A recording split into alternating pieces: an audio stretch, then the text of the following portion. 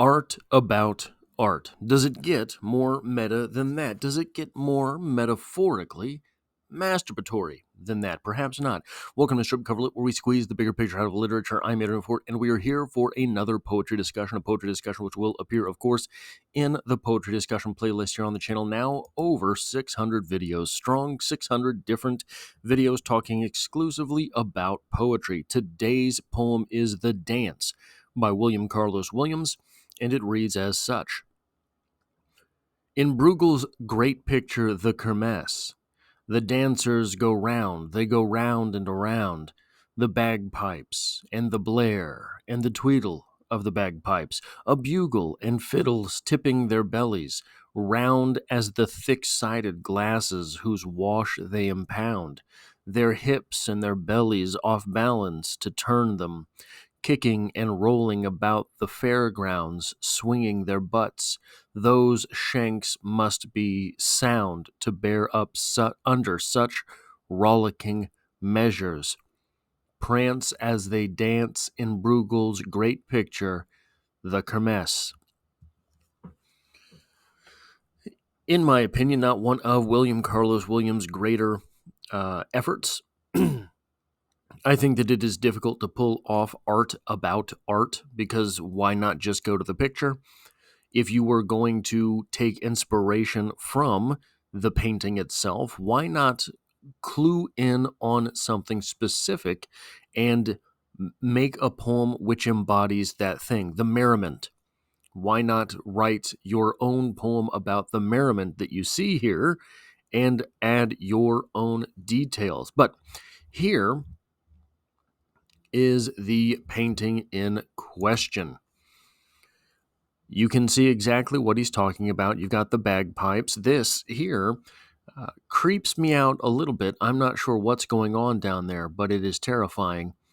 And you have a man reaching for maybe another glass, covering up this person's face, these two kissing, all of this merriment over here. I'm not particularly taken back by this picture, by this painting. Certainly there is a lot of artistry in it. Certainly it could not have been easy to pull off. And you can see the movement. I mean, that's impressive.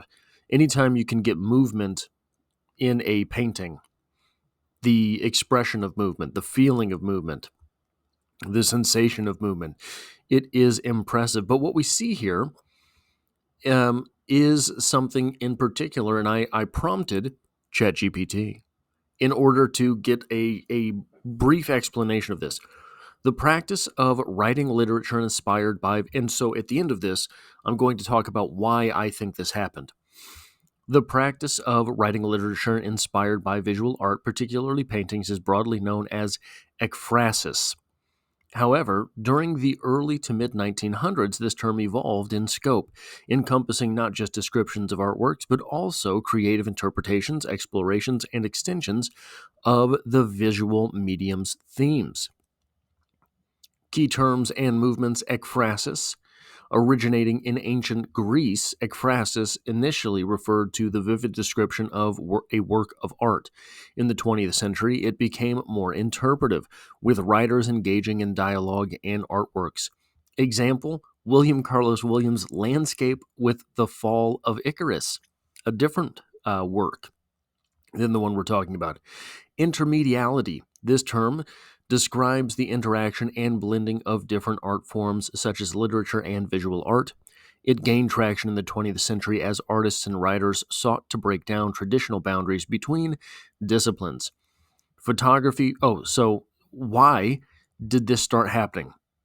There was in the mid-1900s, early mid perhaps 1900s, a whole lot of this, a whole lot of writers taking paintings and saying, okay, well, let me write a poem about this. Let me write a short story about this. Let me base, there are a lot of paintings in noir novels, for example, a lot of different art in noir novels that is sort of a basis for the rest of it.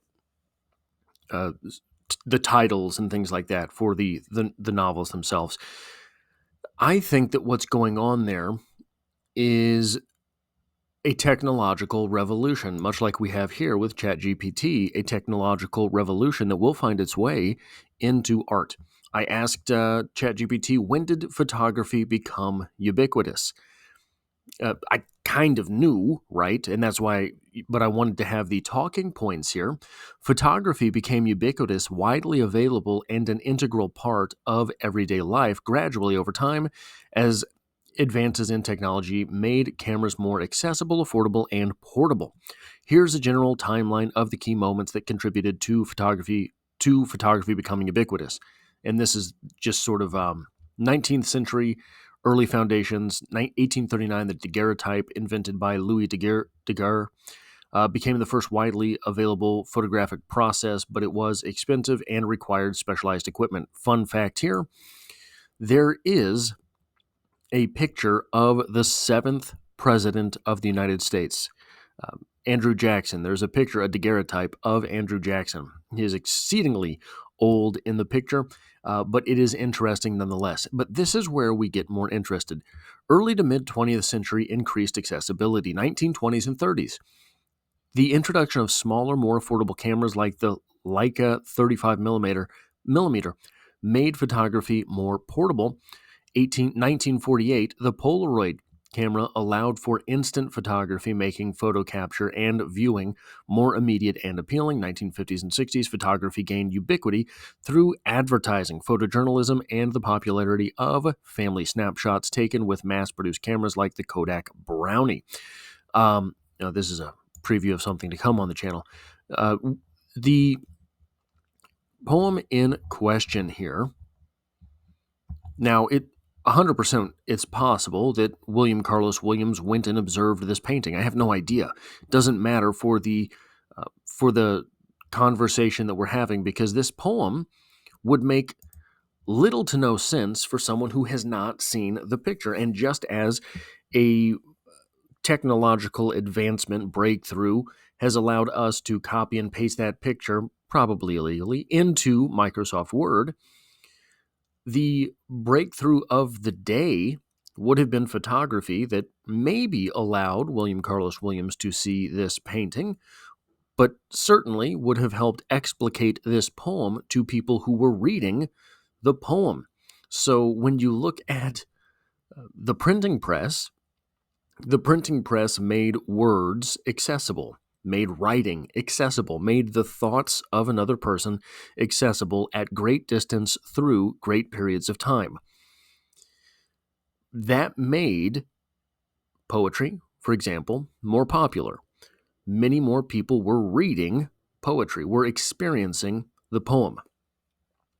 This was not true for paintings. Paintings had to be visited and seen. Paintings, there's one Mona Lisa. No matter how many facsimiles get made and commissioned in the meantime, there is one Mona Lisa.